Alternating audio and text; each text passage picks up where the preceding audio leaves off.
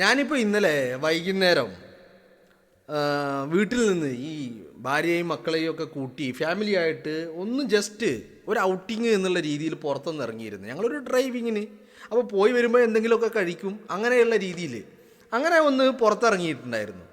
അപ്പോൾ നാഷണൽ ഹൈവേയിലൂടെ ഇങ്ങനെ കയറി കുറച്ച് ദൂരം ഒരു ഫുഡ് സ്പോട്ട് നോക്കിയിട്ട് യാത്ര പോയതാണ്. അപ്പോൾ അങ്ങനെ പോയ വഴിക്ക് നാഷണൽ ഹൈവേയിലൂടെ ഇങ്ങനെ പോകുമ്പോൾ പലയിടങ്ങളിലായിട്ട് പല ബോർഡുകൾ, പല ഹോർഡിങ്സുകൾ കാണാൻ ഇടയായി. അതിനിടയിൽ ഒരു KSRTC ബസ്സിന് ബാക്ക് വശത്തായിട്ട് മറ്റൊരു ഹോർഡിങ്സ് ഞാൻ കാണുക. അപ്പോൾ നാഷണൽ ഹൈവേയിൽ ഇങ്ങനെ വെച്ചിരിക്കുന്നതിൽ പിണറായി വിജയൻ്റെ വലിയ ഫോട്ടോയാണ്, അതോടൊപ്പം കേരള ഗവൺമെൻറ്റിൻ്റെ ലോഗോ കാര്യങ്ങൾ ഒക്കെ ഉണ്ട്. അതിൽ ചില ക്യാപ്ഷനുകളൊക്കെ ഉറപ്പായിട്ടും വിശ്വസിക്കാം, നിങ്ങളുടെ കൂടെയുണ്ട്, ഇങ്ങനെ പല രീതിയിലുള്ള പരസ്യവാചകങ്ങളാണ്. സർക്കാർ ചെലവിൽ പിണറായി വിജയൻ തന്നെ പ്രൊമോട്ട് ചെയ്ത് നിയമസഭാ തെരഞ്ഞെടുപ്പിനുള്ള സജ്ജീകരണങ്ങൾ ഒരുക്കുകയാണ്. അപ്പോൾ അങ്ങനെ പോകുമ്പോഴാണ് ഒരു KSRTC സൂപ്പർ ഫാസ്റ്റ് ബസ് അങ്ങ് പാസ് ചെയ്ത് പോയി. ആ പാസ് ചെയ്ത് പോയപ്പോൾ അതിൻ്റെ പുറകിൽ ഒരു പരസ്യവാചകം, ഒരു ചെറിയ ഒരു ഫ്ലെക്സ് അത് ഇങ്ങനെ പതിച്ചിരിക്കുകയാണ്. അപ്പോൾ അതിലെഴുതിയിരിക്കുന്നത് പിണറായി വിജയൻ്റെ വലിയൊരു ഫോട്ടോയുണ്ട്, അവൾക്കൊപ്പം എന്നാണ് എഴുതിയിരിക്കുന്നത്. മനസ്സിലായില്ലേ? പിന്നെ ഈ പറഞ്ഞ ബാക്കി എല്ലാ ഫ്ലെക്സുകളിലും ഉള്ള പോലെ തന്നെ ലോഗോയും കാര്യങ്ങളും ബാക്കിയുള്ളതൊക്കെ ഉണ്ട്. അപ്പോൾ അങ്ങനെ കുറേ നിരവധി ബസ്സുകളുടെ പുറത്തും ഒക്കെ ആയിട്ട് നമ്മൾ ഈവൻ കറണ്ട് ബില്ലിലടക്കം നമ്മൾ ഇത്തരത്തിൽ പരസ്യം കാണുന്നുണ്ട് ഇപ്പോൾ കുറച്ച് ദിവസമായിട്ട്. അപ്പോൾ അങ്ങനെ വന്നപ്പോഴാണ് ഈ അവൾക്കൊപ്പം പിണറായി വിജയൻ്റെ ഒരു വലിയ ചിത്രമുണ്ട്. ആ ചിത്രത്തിന് ക്യാപ്ഷനായിട്ട് അവൾക്കൊപ്പം എന്നാണ് എഴുതിയിരിക്കുന്നത്. അപ്പോൾ ഇത് കണ്ട ഉടനെ എൻ്റെ ഭാര്യ എന്നോട് ചോദിക്കുക, ഏതവൾക്കൊപ്പമാണ് എന്നാണ് എൻ്റെ ഭാര്യ എന്നോട് ചോദിക്കുന്നത്. മനസ്സിലായില്ലേ? ഏതവൾക്കൊപ്പമാണ്. ഇപ്പം ഞാൻ ചോദിച്ചത് എന്താ അങ്ങനെ. അപ്പം ഭാര്യ എന്നോട് പറയാ, ഇപ്പം ഇന്നലെ അല്ലേ നിങ്ങൾ ന്യൂസിൽ കാണുന്നുണ്ടായിരുന്നത്. അപ്പം ഞാൻ ചോദിച്ചു, എന്ത്?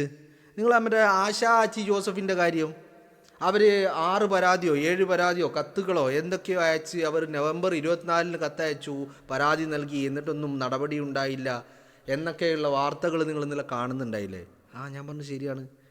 എന്നോട് ചോദിക്കുക, പിന്നെ എന്തവൾക്കൊപ്പമാണ്, ഏതവൾക്കൊപ്പമാണ് എന്നാണ് ചോദിക്കുന്നത്.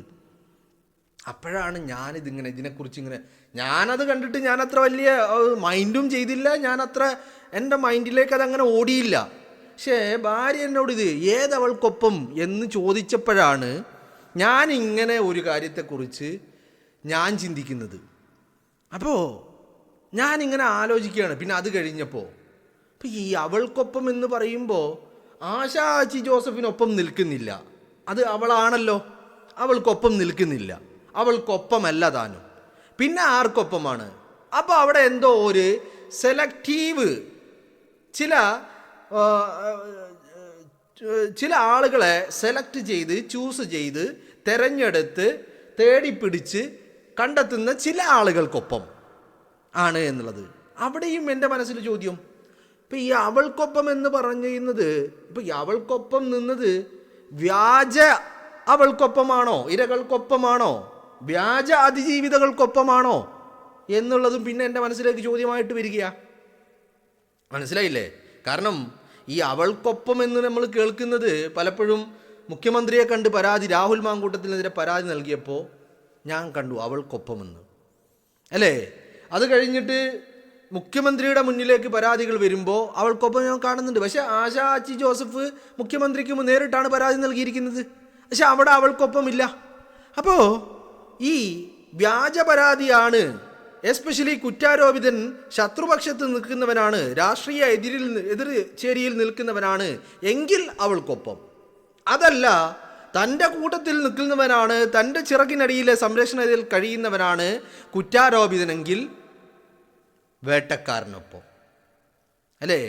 അപ്പോൾ അവൾക്കൊപ്പം ഓർ വേട്ടക്കാരനൊപ്പം, ആരൊപ്പം? അല്ലെങ്കിൽ അവൾക്കൊപ്പമാണെങ്കിൽ ഏതവൾക്കൊപ്പം എന്നുള്ളതാണ് എൻ്റെ ചോദ്യമെന്ന് പറയുന്നത്. ഇതിപ്പോൾ ഇങ്ങനെ അപ്പോൾ എനിക്കത് കണ്ടിട്ട്, ഈ പരസ്യവാചകം കണ്ടിട്ട് എനിക്ക് അങ്ങനെ സ്ട്രൈക്ക് ചെയ്തില്ല. പക്ഷേ ഭാര്യ എന്നോട് അത് കണ്ടിട്ട് കഴിഞ്ഞ ഉടനെ, അപ്പോൾ ഇങ്ങനെ പോകുന്ന വഴിയിൽ ഞാൻ ഈ ഹോർഡിങ്സുകളെ കുറിച്ച് ഹോർഡിങ്സുകളെ കുറിച്ച് ഇങ്ങനെ ചർച്ച ചെയ്ത് പോകുന്നതിനിടയിലാണ് ബസ് അങ്ങോട്ട് പാസ് ചെയ്ത് പോകുന്നത്. അപ്പം ഞാൻ അതിൻ്റെ പുറകിലുള്ളത് ഞാൻ കണ്ടു, പക്ഷെ ഞാനത് അത്ര സ്ട്രൈക്ക് ചെയ്തില്ല എൻ്റെ മനസ്സിലേക്ക്. അപ്പോഴാണ് ഭാര്യ ചോദിക്കുന്നത്, അവൾക്കൊപ്പം എന്നല്ല എഴുതിയിരിക്കുന്നത്, ഏത് അവൾക്കൊപ്പമാണെന്ന് ഭാര്യ എന്നോട് ചോദിക്കുന്നത്. അപ്പോഴാണ് ഞാനിങ്ങനെ ആലോചിക്കുന്നത്. അപ്പോൾ ഈ ആശ ആച്ചി ജോസഫ് PT കുഞ്ഞോമനെതിരെ പരാതി പറഞ്ഞിട്ട് നവംബർ 24 പരാതി പറഞ്ഞ് ഡിസംബർ 8 വരെ ഒരു FIR പോലും രജിസ്റ്റർ ചെയ്യാതെ, അത് കഴിഞ്ഞ് വാർത്താ മാധ്യമങ്ങളിൽ ഇത് വാർത്തയായപ്പോൾ FIR രജിസ്റ്റർ ചെയ്തു അല്ലേ? പിന്നെ അപ്പം ഞാൻ ചോദിക്കുന്നത്, ഏതവൾക്കൊപ്പമാണ്? ആശ ആച്ചി ജോസഫ് അവളാണ്, അവൾക്കൊപ്പം നിന്നില്ല. പിന്നെ ഏതാണ് ഈ അവൾ എന്നുള്ള ചോദ്യമാണ് നമ്മുടെ മുന്നിലുള്ളത്. അതുപോലെ നമ്മൾ പലയിടത്തും കണ്ടു. ഇപ്പം മുകേഷിനെതിരെ പരാതി വന്നു, മുകേഷിനെതിരെ FIR രജിസ്റ്റർ ചെയ്തു, കേസെടുത്തു, അന്വേഷിച്ചു, കുറ്റപത്രം സമർപ്പിച്ചു. ഇപ്പോഴും MLA ആയി തുടരുന്നു എന്ന് മാത്രമല്ല, പരാതി വന്നതിന് ശേഷവും പാർലമെൻറ്റിലേക്ക് മത്സരിപ്പിക്കുകയാണ് മുകേഷിനെ അല്ലേ? പി ശശി മുഖ്യമന്ത്രിയുടെ ഓഫീസിൽ നിൽക്കുകയാണ്, മുഖ്യമന്ത്രിയുടെ സംരക്ഷണതയിൽ. ആ മുഖ്യമന്ത്രിയുടെ ഓഫീസിൽ പി ശശിക്കൊപ്പം നിന്നുകൊണ്ടാണ്, അല്ലെങ്കിൽ പി ശശി പറഞ്ഞു കൊടുക്കുകയാണ്, അല്ലെങ്കിൽ പി ശശി നിർദ്ദേശങ്ങൾ നൽകുകയാണ് മുഖ്യമന്ത്രി എങ്ങനെ പ്രവർത്തിക്കണമെന്ന്. ആ നിർദ്ദേശം നൽകുന്ന ആളുടെ നിർദ്ദേശങ്ങളും കേട്ടുകൊണ്ടാണ് പറയുന്നത് അവൾക്കൊപ്പമെന്ന്. അവിടെയാണ് നമ്മുടെ ചോദ്യം, ഏതവൾക്കൊപ്പം എന്നുള്ളത് അല്ലേ? സ്വാഭാവികമായിട്ടും നമ്മുടെ മനസ്സിലേക്ക് ഇത് വരുമല്ലോ. നമ്മൾ തന്നെയാണ് എല്ലാം കാണുന്നത്. അവൾക്കൊപ്പം എന്ന് പറയുന്നതും കാണുന്നതും കേൾക്കുന്നതും നമ്മളാണ്. ആശ ആച്ചി ജോസഫിനെ കാണുകയും കേൾക്കുകയും ചെയ്യുന്നത് നമ്മളാണ്.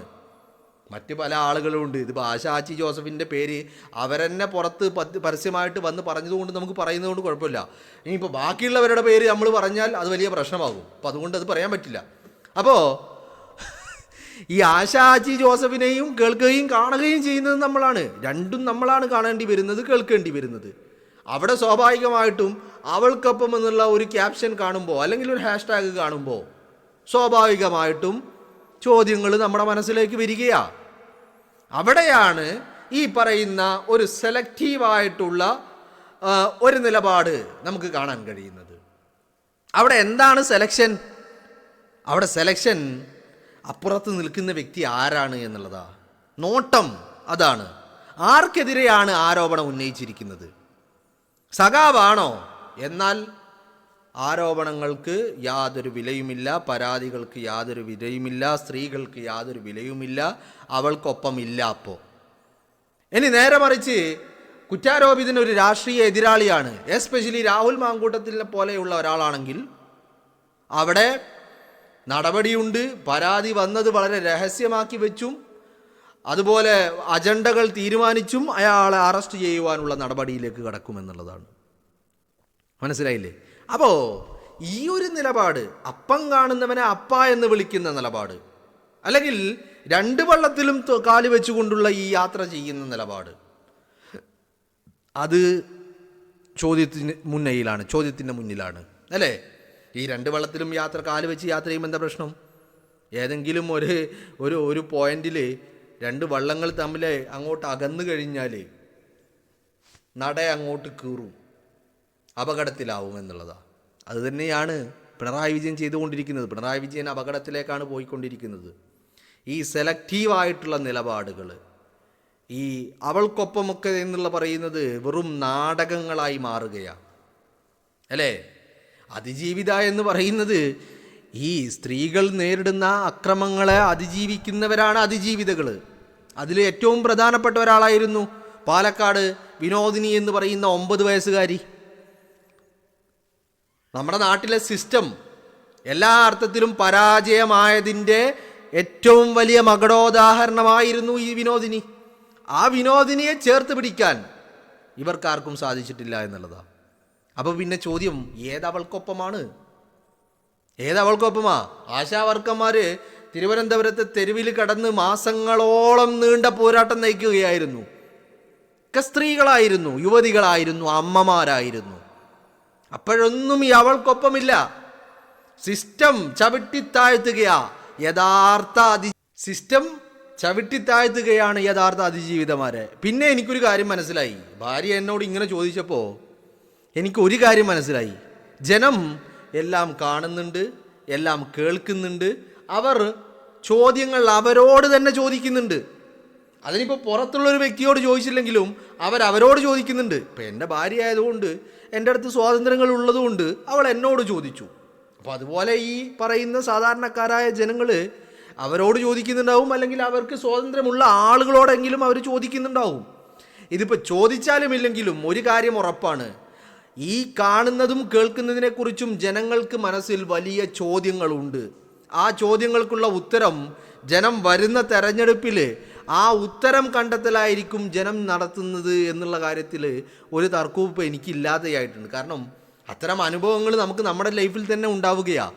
സ്വാഭാവികമായിട്ടും എസ്പെഷ്യലി സ്ത്രീകൾ ഇത്തരം കാര്യങ്ങളിൽ വലിയ സ്ത്രീ സമൂഹം വലിയ ചോദ്യങ്ങൾ അവരുടെ മനസ്സുകളിൽ ഉടലെടുക്കുന്നുണ്ട് എന്നുള്ള കാര്യത്തിൽ ഒരു തർക്കമില്ല. മേ ബി പുരുഷന്മാർക്ക് ചിലപ്പോൾ ഇതൊക്കെ കാണുമ്പോൾ അവർ അതിനെ വലിയ മൈൻഡൊന്നും ചെയ്യാതെ അങ്ങ് വിട്ടേക്കാം. പക്ഷേ സ്ത്രീകളുടെ മനസ്സിൽ വലിയ ചോദ്യങ്ങൾ ഉണ്ടായി തുടങ്ങിയിട്ടുണ്ട്.